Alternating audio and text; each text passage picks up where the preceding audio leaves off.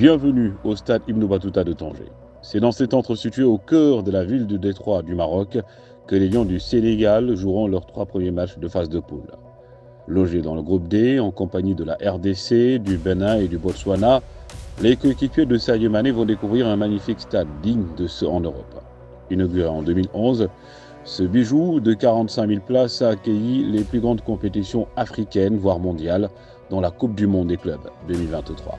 C'est donc ici que s'est jouée la demi-finale Real Madrid-Al Ahly d'Égypte. Aujourd'hui, en réflexion pour les besoins de la CAN 2025 et du Mondial 2030, l'un des 9 stades qui doit accueillir les 24 meilleures nations africaines va avoir droit à un relooking. Une augmentation de la capacité à environ 86 000 places, l'ajout d'un toit complet pour améliorer le confort des spectateurs, la suppression de la piste d'athlétisme pour rapprocher les tribunes du terrain et offrir une meilleure visibilité, les protégés de Pacquiao vont se sentir comme chez eux. Messi est loin d'atteindre le nombre de Sénégalais à Casablanca ou Rabat. C'est une forte communauté sénégalaise qui réside quand même dans cette ville côtière du Maroc de plus de 4 millions d'habitants, située à 14 km de l'Espagne, entre 35 à 45 minutes par voie maritime.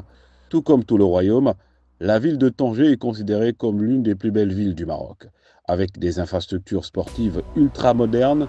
Rien qu'aux alentours du stade Ibn Battuta, l'on retrouve 3 terrains annexes, un stade multifonctionnel et une piscine olympique digne des compétitions internationales.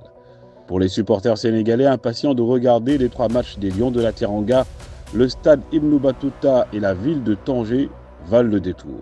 Rendez-vous est donc pris pour les 23, 27 et 24 décembre 2025 pour les 3 rencontres du Sénégal dans le groupe D pour cette 35e édition de la Coupe d'Afrique des Nations de football.